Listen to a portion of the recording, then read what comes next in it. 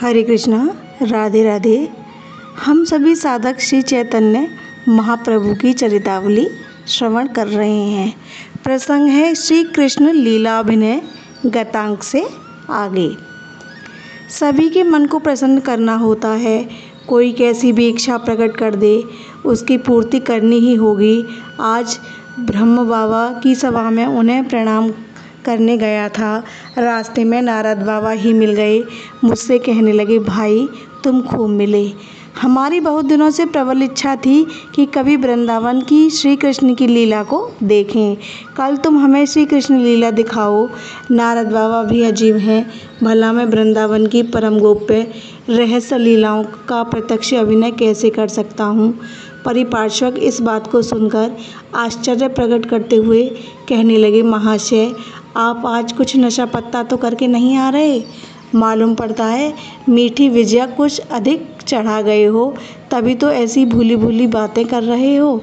भला नारद जैसे ब्रह्मज्ञानी जितेंद्रिय और आत्माराम मुनि श्री कृष्ण की श्रृंगारी लीलाओं के देखने की इच्छा प्रकट करे, यह तो आप एकदम असंभव बात कह रहे हैं।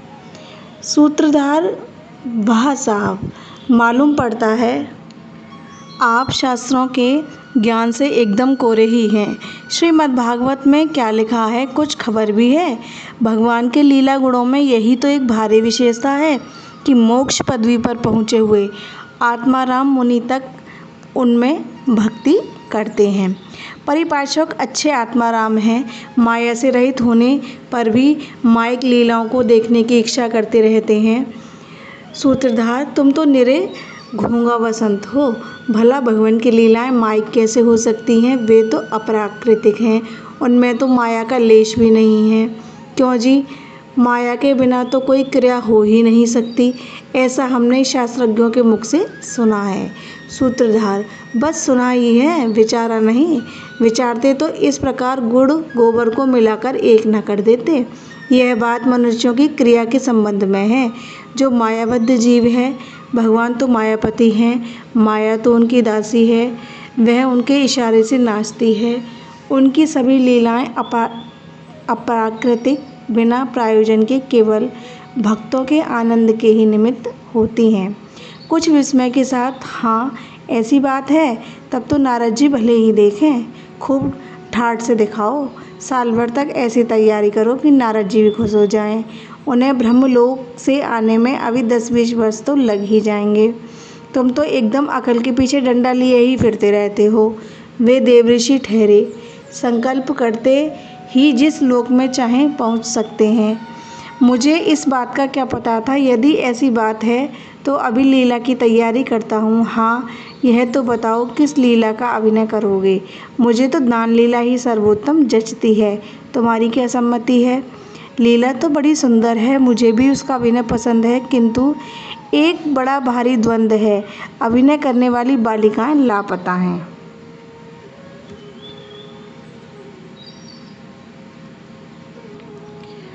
सूत्रधार, कुछ विस्मय के साथ, वे कहाँ गईं।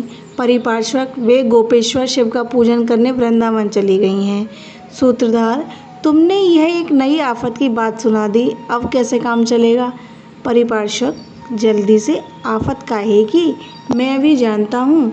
बात की बात में आता हूँ और उन्हें साथ ही साथ लिवाकर लाता हूँ।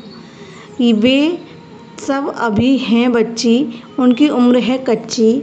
वैसे ही बिना कहे चली गईं, ना किसी से कह गईं, ना सुन गईं। वहाँ का पथ है दुर्गम भारी, कहीं फिरेगी मारी मारी। साथ में कोई बड़ी बूढ़ी भी नहीं है क्यों नहीं। बड़ाई बूढ़ी कैसी है। बूढ़ी को भी पूजन को खूब सूझी, आंखों से दिखता नहीं। कोई धीरे से धक्का मार दे तो 2-3 जगह गिरेगी, उसे रास्ते का क्या होश। इतने में ही नेपथ्य से वीणा की आवाज़ सुनाई दी और बड़े स्वर के सहित, श्री कृष्ण गोविंद हरे मुरारी, हे नाथ नारायण वासुदेवा, यह पद सुनाई दिया। सूत्रधार यह समझकर कि नारद जी आ गए, जल्दी से अपने परिपार्श्वक मुकुंद के साथ कन्याओं को बुलाने के लिए दौड़ पड़े। इतने में ही क्या देखते हैं कि हाथ में वीणा लिए हुए, पीले वस्त्र पहने, सफ़ेद दाढ़ी वाले नारद जी अपने शिष्य के सहित रंगमंच पर श्री कृष्ण गोविंद हरे मुरारी, हे नाथ नारायण वासुदेवा, इस पद को गाते हुए धीरे धीरे घूम रहे हैं। उस समय श्रीवास नारद वेश में इतने भले मालूम पड़ते थे कि कोई उन्हें पहचान ही नहीं सकता था कि ये श्रीवास पंडित हैं। शुक्लांबर ब्रह्मचारी, राम नामी, दुपट्टा ओढ़े, कमंडलू हाथ में लिए नारद जी के पीछे पीछे घूम रहे थे। स्त्रियां श्रीवास के इस रूप को देखकर विस्मित सी हो गईं। शची माता ने हंसकर मालिनी देवी से पूछा, क्यों, यही तुम्हारे पति हैं ना? मालिनी देवी ने कुछ मुस्कुराते हुए कहा, क्या पता तुम ही जानो। श्रीवास पंडित ने वेश ही नारद का नहीं बना रखा था। सचमुच उन्हें उस समय नारद मुनि का वास्तविक आवेश हो गया था। उसी आवेश में आपने अपने साथ के शिष्य से कहा, ब्रह्मचारी क्या बात है, यहाँ तो नाटक का कोई रंग ढंग दिखाई नहीं पड़ता। उसी समय सूत्रधार के साथ सुप्रभा के सहित गोपी वेश में गदाधर ने प्रवेश किया। इन्हें देखकर नारद जी ने पूछा, तुम कौन हो? सुप्रभा ने कहा, भगवान हम ग्वालिनी हैं, वृंदावन में गोपेश्वर भगवान के दर्शन के निमित्त जा रही हैं। आप महाराज कौन हैं और कहाँ जा रहे हैं? नारद जी ने कहा, मैं श्री कृष्ण का एक अत्यंत ही अकिंचन किंकर हूँ, मेरा नाम नारद है। नारद इतना सुनते ही सुप्रभा के साथ सखी ने तथा अन्य सभी ने देवऋषि नारद को साष्टांग प्रणाम किया। गोपी नारद जी के चरणों को पकड़कर रोते रोते कहने लगी, हे भक्त बिहारी भगवान, जिस श्री कृष्ण ने अपना काला रंग छिपाकर गौर वर्ण धारण किया है, उन अपने प्राण प्यारे प्रियतम के प्रेम की अधिकारिणी मैं कैसे बन सकूंगी? यह कहते कहते गोपी गदाधर नारद के पैरों को पकड़कर जोरों के साथ रुदन करने लगी। उसके कोमल गोल कपोलों पर से अश्रुओं की धारा को बहते देखकर सभी भक्त दर्शक रुदन करने लगे। नारद जी की गोपी को आश्वासन देते हुए कहने लगे, तुम तो श्री कृष्ण के प्राणों से भी प्यारी सहचरी हो। तुम ब्रजमंडल के घनश्याम की मनमोहनी मयूरी हो।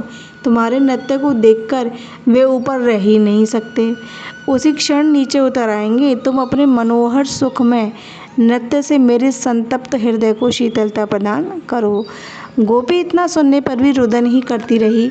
दूसरी ओर सुप्रभा अपने नृत्य के भावों से नारद के मन को मुदित करने लगी। उधर सूत्रधार हरिदास भी सुप्रभा के ताल स्वर में ताल स्वर मिलाते हुए कंधे पर लठ रखकर नृत्य करने लगे। वे संपूर्ण आंगन में पागल की तरह घूम घूम कर कृष्ण भज कृष्ण भज कृष्ण भज बावरे, कृष्ण के भजन बिनु खाओगे क्या पामरे, इस पद को गा गा कर जोरों से नाचने लगे। पद गाते गाते आप बीच में रुककर इस दोहे को कहते जाते, रैनी गवाई सोई के दिवस गवाया खाए, हीरा जन्म अनमोल था कौड़ी बदले जाए, कृष्ण भज कृष्ण भज कृष्ण भज बावरे, कृष्ण के भजन बिनु खाओगे क्या पामरे। गोपी नारद के चरणों को छोड़ती ही नहीं थी। सुप्रभा ने गोपी से आग्रहपूर्वक कहा, सखी पूजन के लिए बड़ी बेला हो गई, सभी हमारी प्रतीक्षा में होंगी, चलो चलें। सुप्रभा की ऐसी बात सुनकर सखी ने नारद जी की चरण वंदना की और उनसे जानने की अनुमति मांगकर सुप्रभा के सहित दूसरी ओर चली गई। उनके दूसरी ओर चले जाने पर नारद जी अपने ब्रह्मचारी से कहने लगे, ब्रह्मचारी चलो हम भी वृंदावन की ही ओर चलें, वहीं चलकर श्री कृष्ण भगवान की मनोहर लीलाओं के दर्शन से अपने जन्म को सफल करें। जो आज्ञा कहकर ब्रह्मचारी नारद के पीछे पीछे चलने लगा। घर के भीतर महाप्रभु भुवन मोहिनी लक्ष्मी देवी का वेश धारण कर रहे थे। उन्होंने अपने सुंदर कमल के समान कोमल युगल चरणों में महावर लगाया। उन अरुण रंग के तलुओं में महावर की लालिमा फीकी फीकी सी प्रतीत होने लगी। पैरों की उंगलियों में आपने छल्ली और छल्ला पहने, खड़े झांझनों के नीचे सुंदर घुंघरू बांधे, कमर में करधनी बांधी, एक बहुत ही बढ़िया लहंगा पहना, हाथों की उंगलियों में छोटी छोटी छल्ली और अंगूठे में बड़ी सी आरसी पहनी, गले में मोहन माया पचमनिया हार हमेल तथा अन्य बहुत सी जड़ाऊं और कीमती मालाएं धारण की, कानों में कर्णफूल और बाजुओं में सोने की पहुंची पहनी। आचार्य वासुदेव ने बड़ी ही उत्तमता से प्रभु के लंबे लंबे घुंघराले बालों में सीधी मांग निकाली और पीछे से बालों का जूड़ा बांध दिया। बालों के जूड़ों में मालती चंपा और चमेली आदि के बड़े ही सजावट के साथ फूल गूंथ दिए। एक सुंदर सी माला जोड़े में खोस दी। मांग में बहुत ही बारीकी से सिंदूर भर दिया। माथे पर बहुत छोटी सी रोली की एक गोल बिंदी रख दी। सुगंधित पान प्रभु के श्रीमुख में दे दिया। एक बहुत ही पतली कामदार ओढ़नी प्रभु को ओढ़ा दी गई। श्रृंगार करते करते ही प्रभु को रुक्मणी का आवेश आया। वे कृष्ण के विरह में रुक्मणी भाव से अधीर हो उठे। रुक्मणी के पिता की इच्छा थी कि वे अपनी प्यारी पुत्री का विवाह श्री कृष्णचंद्र जी के साथ करें, किंतु उनके बड़े पुत्र रुक्मी ने रुक्मणी का विवाह शिशुपाल के साथ करने का निश्चय किया था। इससे रुक्मणी अधीर हो उठी। वह मन ही मन श्री कृष्णचंद्र जी को अपना पति बना चुकी थी। उसने मन से अपना सर्वस्व भगवान वासुदेव के चरणों में समर्पित कर दिया था। वह सोचने लगी, हाय, वह नराधम शिशुपाल कल बारात सजाकर मेरे पिता की राजधानी में आ जाएगा। क्या मैं अपने प्राण प्यारे पतिदेव को नहीं पा सकूंगी? मैंने तो अपना सर्वस्व उन्हीं के चरणों में समर्पित कर दिया है। वे दीन वत्सल हैं, अशरण शरण हैं, घट घट की जानने वाले हैं। क्या उनसे मेरा भाव छिपा होगा? वे अवश्य ही आते होंगे। फिर भी उन्हें स्मरण दिलाने को एक विनय की पाती तो पठा ही दूँ। फिर आना ना आना उनके अधीन रहा। या तो इस प्राणहीन शरीर को शिशुपाल ले जाएगा या उसे खाली हाथों ही लौटना पड़ेगा। प्राण रहते तो मैं उस दुष्ट के साथ कभी न जाऊंगी। इस शरीर पर तो उन भगवान वासुदेव का ही अधिकार है। जीवित शरीर का वे ही उपभोग कर सकते हैं। यह सोचकर वह अपने प्राणनाथ के लिए प्रेम पाती लिखने को बैठी। हे अच्युत, तुम्हारे त्रिभुवन सुंदर स्वरूप की ख्याति मेरे कर्ण कुहरों में हृदय में पहुंच गई है। उसने पहुंचते ही मेरे हृदय के सभी प्रकार के तापों को शांत कर दिया है, क्योंकि तुम्हारे जगमोहन रूप में और आपके अचिंत्य गुणों में प्रभाव ही ऐसा है कि वह देखने वालों तथा सुनने वालों के सभी मनोरथों को पूर्ण कर देते हैं। हे प्रणतपाल, उस ख्याति के ही सुनने से मेरा निर्लज्ज मन तुम्हारे में आसक्त हो गया है। इस प्रकार 7 श्लोक लिखकर एक ब्राह्मण के हाथ उसने अपनी वह प्रणय रस से पूर्ण पाती द्वारिका को भगवान के पास भिजवाई। महाप्रभु भी उसी तरह से हाथ के नखों द्वारा रुक्मणी के भावावेश में अपने प्यारे श्री कृष्ण को प्रेम पाती से लिखने लगे। वे उसी भाव से बिलक बिलक कर रुदन करने लगे और रोते रोते उन्हीं भावों को प्रकट भी करने लगे। कुछ काल के अनंतर वह भाव शांत हुआ। बाहर रंगमंच पर अद्वैताचार्य सुप्रभा और गोपी के साथ मधुर भाव की बातें कर रहे थे। हरिदास कंधे पर लट्ठ रखकर जागो जागो कहकर घूम रहे थे। सभी भक्त प्रेम में विभोर होकर रुदन कर रहे थे। इतने में ही जगनमोहिनी स्वरूप को धारण किए हुए प्रभु ने रंगमंच पर प्रवेश किया। प्रभु के आगे बड़ाई वेश में नित्यानंद जी थे। नित्यानंद जी के कंधे पर हाथ रखे हुए धीरे धीरे प्रभु आ रहे थे। प्रभु के उस अद्भुत रूप लावण्य युक्त स्वरूप को देखकर सभी भक्त चकित हो गए। उस समय के प्रभु के रूप का वर्णन करना कवि की प्रतिभा के बाहर की बात है। सभी इस बात को भूल गए कि प्रभु ने ऐसा रूप बनाया है। भक्त अपनी अपनी भावना के अनुसार उस रूप में पार्वती, सीता, लक्ष्मी, महाकाली तथा रास विहारिणी, रस विस्तारिणी श्री राधिका जी के दर्शन करने लगे। जिस प्रकार समुद्र मंथन के पश्चात भगवान के भुवन मोहिनी रूप को देखकर देव, दानव, यक्ष, राक्षस सब के सब उस रूप के अधीन हो गए थे और देवादिदेव महादेव जी तक कामासक्त होकर उनके पीछे दौड़े थे। उसी प्रकार यहाँ भी सभी भक्त विमुग्ध से तो हो गए थे, किंतु प्रभु के आशीर्वाद से किसी के हृदय में काम के भाव उत्पन्न नहीं हुए। सभी ने उस रूप में मात्र स्नेह का अनुभव किया। प्रभु लक्ष्मी के भाव में आकर भाव में सुंदर पद गा गाकर मधुर नृत्य करने लगे।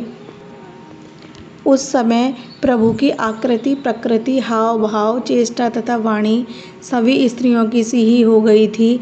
वे कोकिल कूंजित कमनीय कंठ से बड़े ही भावमय पदों का गान कर रहे थे उनकी भावभंगी में जादू भरा हुआ था। सभी भक्त उस अनिर्वचनीय, अलौकिक और अपूर्व नृत्य को देखकर चित्र के लिखे से स्तंभित भाव से बैठे हुए थे। प्रभु भावावेश में आकर नृत्य कर रहे थे। उनके नृत्य की मधुरिमा अधिकाधिक बढ़ती ही जाती थी। दोनों आँखों से अश्रुओं की दो अविच्छिन्न धारा सी बह रही थी, मानो गंगा यमुना का प्रवाह सजीव होकर बह रहा हो। दोनों भ्रुकुटियाँ ऊपर चढ़ी हुई थीं। कड़े, झड़े, झांझन और नूपुरों की झनकार से संपूर्ण रंगमंच झंकृत सा हो रहा था। प्रकृति स्तब्ध थी, मानो वायु भी प्रभु के इस अपूर्व नृत्य को देखने के लालच से रुक गया हो। भीतर बैठी हुई सभी स्त्रियां विस्मय से आंखें फाड़ फाड़ कर प्रभु के अद्भुत रूप लावण्य की शोभा निहार रही थीं। उसी समय नित्यानंद जी बड़ाई के भाव को परित्याग करके श्री कृष्ण भाव से क्रंदन करने लगे।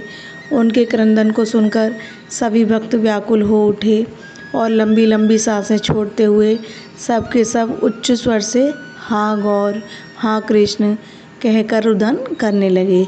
सभी की रोदन ध्वनि से चंद्रशेखर का घर गूंजने लगा। संपूर्ण दिशाएं रोती हुई सी मालूम पड़ने लगीं। भक्तों को व्याकुल देखकर प्रभु भक्तों के ऊपर वात्सल्य भाव प्रकट करने के निमित्त भगवान के सिंहासन पर जा बैठे। सिंहासन पर बैठते ही संपूर्ण घर प्रकाशमय बन गया, मानो हजारों सूर्य, चंद्र और नक्षत्र एक साथ ही आकाश में उदय हो उठे हों। भक्तों की आंखों के सामने उस दिव्य लोक के प्रकाश को सहन न करने के कारण चकाचौंध सा छा गया। प्रभु ने भगवान के सिंहासन पर बैठे ही बैठे हरिदास जी को बुलाया। हरिदास जी लठ फेंककर जल्दी से जगन माता की गोदी के लिए दौड़े। प्रभु ने उन्हें उठाकर गोदी में बैठा लिया। हरिदास महामाया आदिशक्ति की क्रोड़ में बैठकर अपूर्व वात्सल्य सुख का अनुभव करने लगे। इसके अनंतर क्रमशः सभी भक्तों की बारी आई। प्रभु ने भगवती के भाव में सभी को वात्सल्य सुख का रसास्वादन कराया और सभी को अपना अप्राप्य स्तनपान कराया, आनंदित और पुलकित कराया। इसी प्रकार भक्तों को स्तनपान कराते कराते प्रातःकाल हो गया। उस समय भक्तों को सूर्यदेव का उदय होना अरुचिकर सा प्रतीत हुआ। प्रातःकाल होते ही प्रभु ने भगवती भाव का संवरण किया। वे थोड़ी देर में प्रकृति स्थित हुए और उस वेश को बदलकर भक्तों के सहित नित्य कर्म से निवृत्त होने के लिए गंगा किनारे की ओर चले गए। चंद्रशेखर का घर प्रभु के चले जाने पर भी तेजों में ही बना रहा और वह तेज धीरे धीरे 7 दिन में जाकर बिल्कुल समाप्त हुआ। इस प्रकार प्रभु ने भक्तों के सहित श्रीमद्भागवत की प्राय सभी लीलाओं का अभिनय किया। जय जय श्री राधे।